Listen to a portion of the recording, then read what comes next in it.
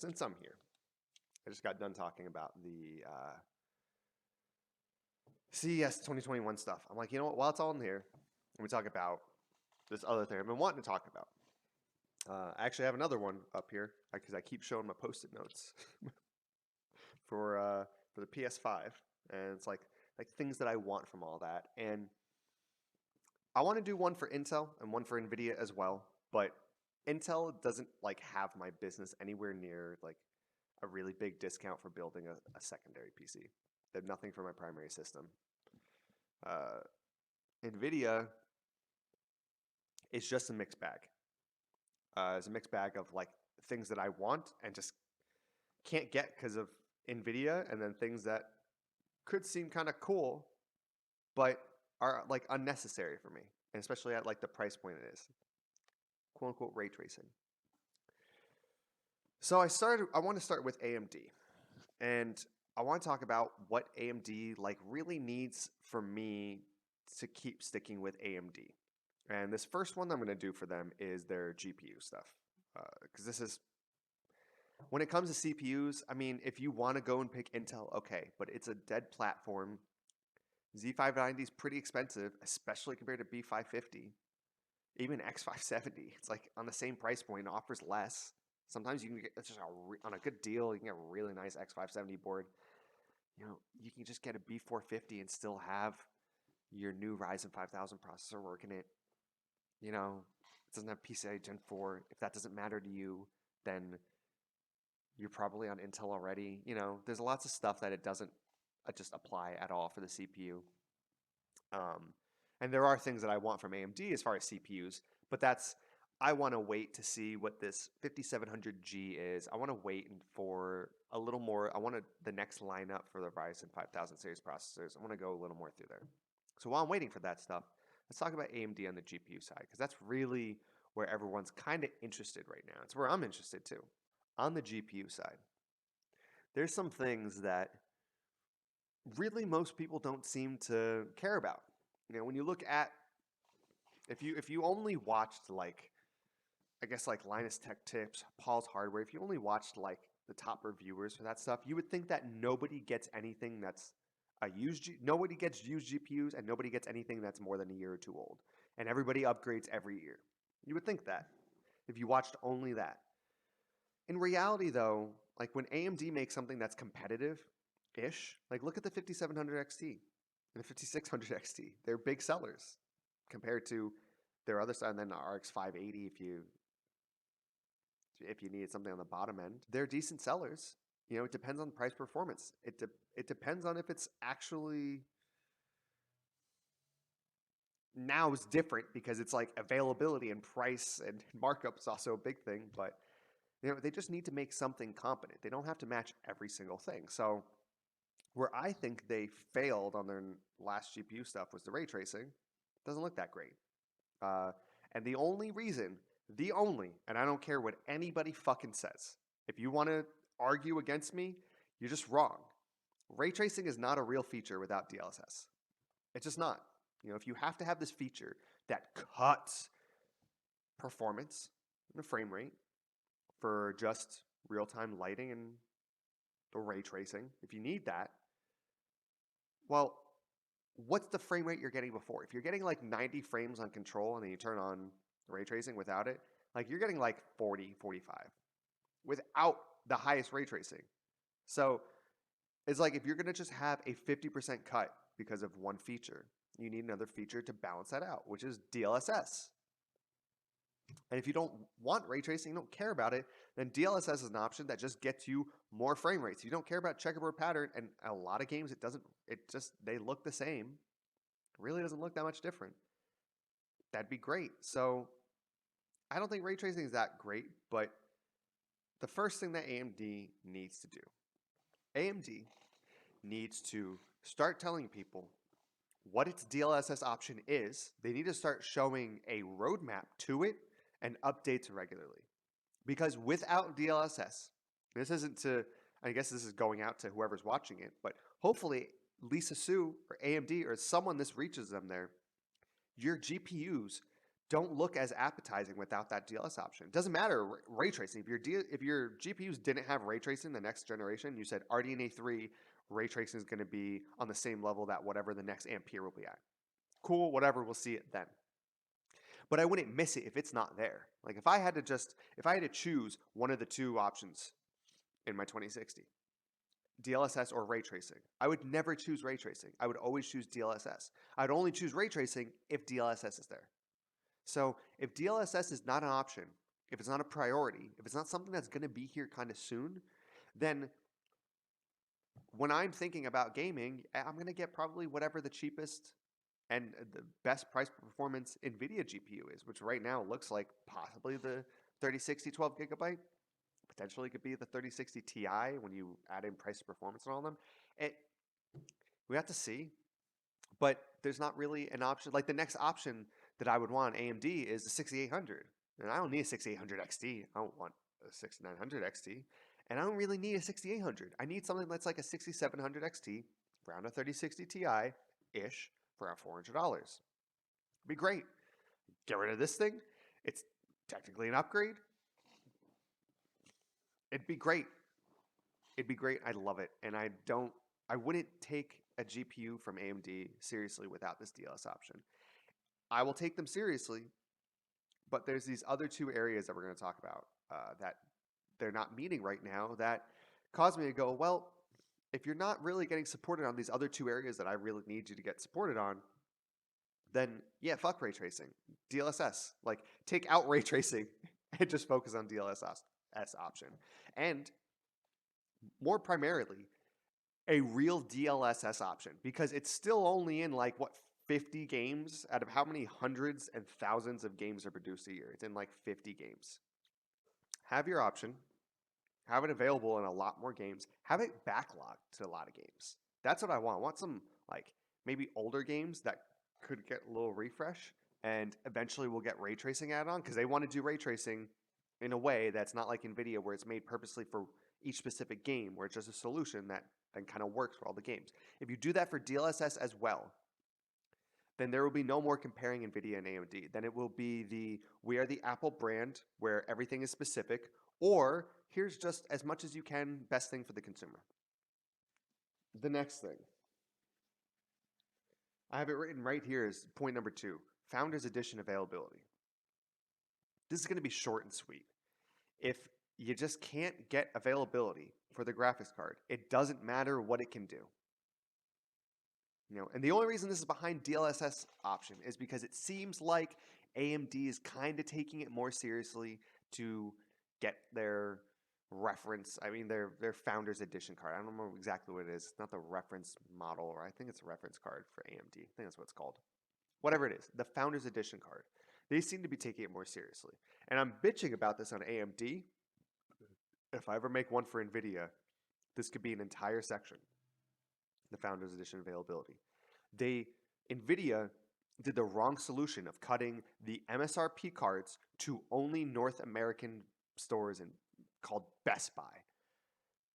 Anybody that lives in America does not go to Best Buy as like this is my go-to for tech. No, it's just the closest place that I can get something.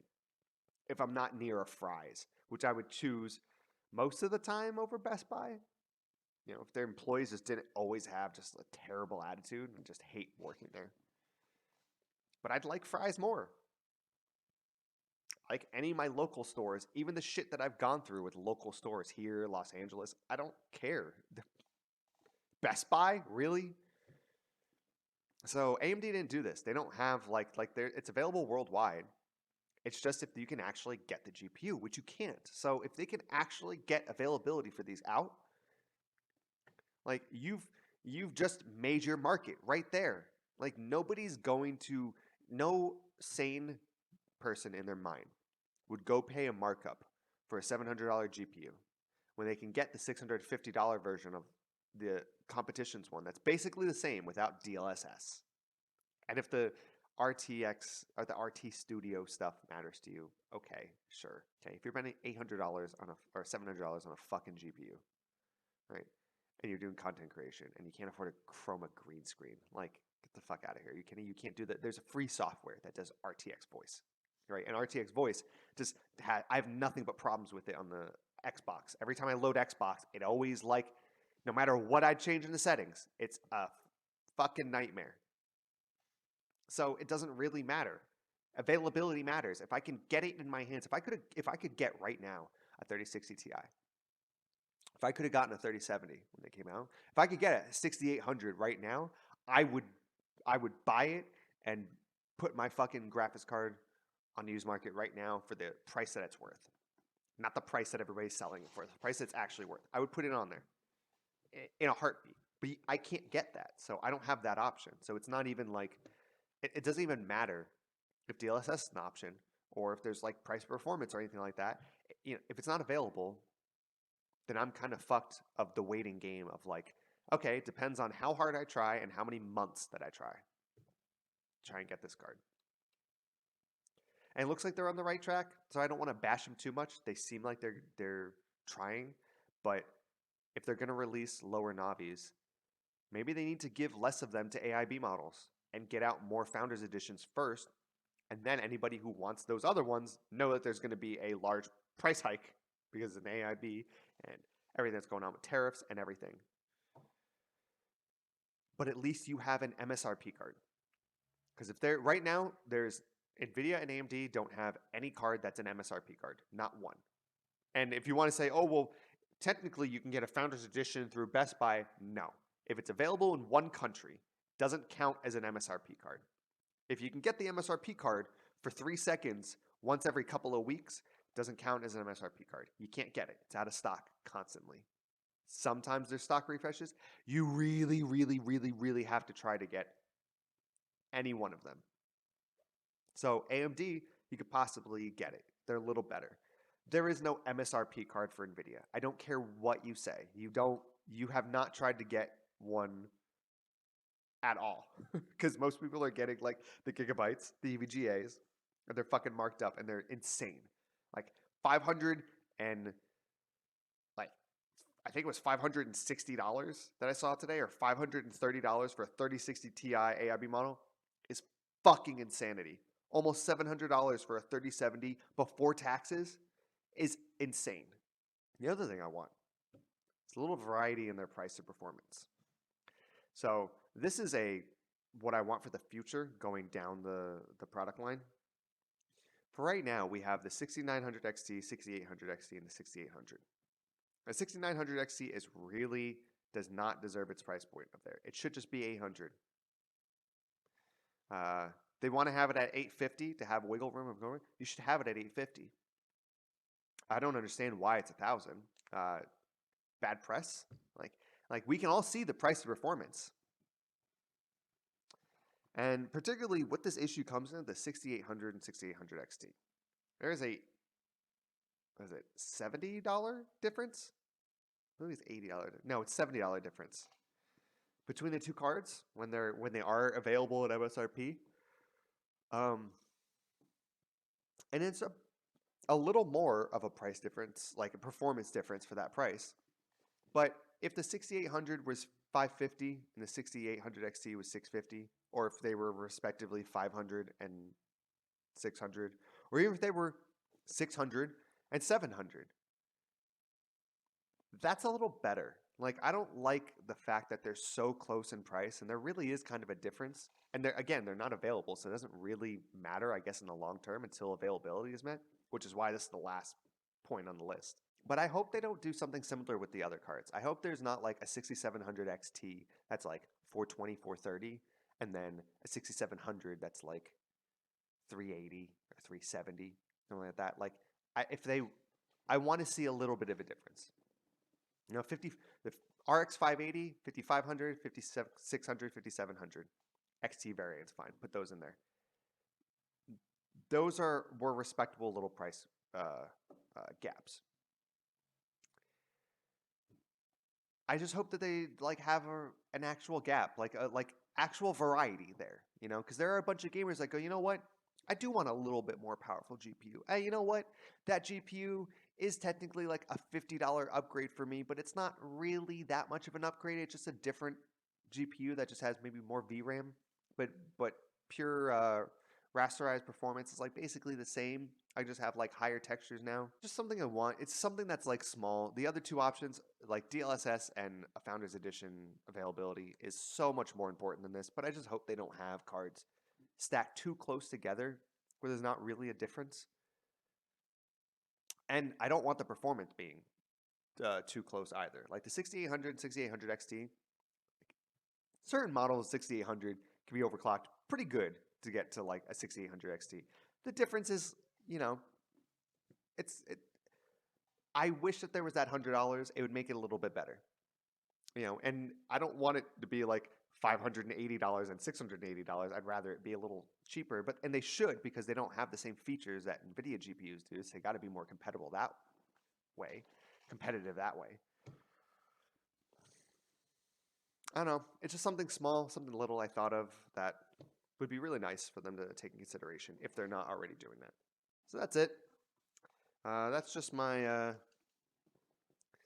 2 cents on the matter. That's just everything I kind of want from AMD to take a little more seriously with their GPU stuff. They're doing stuff really well.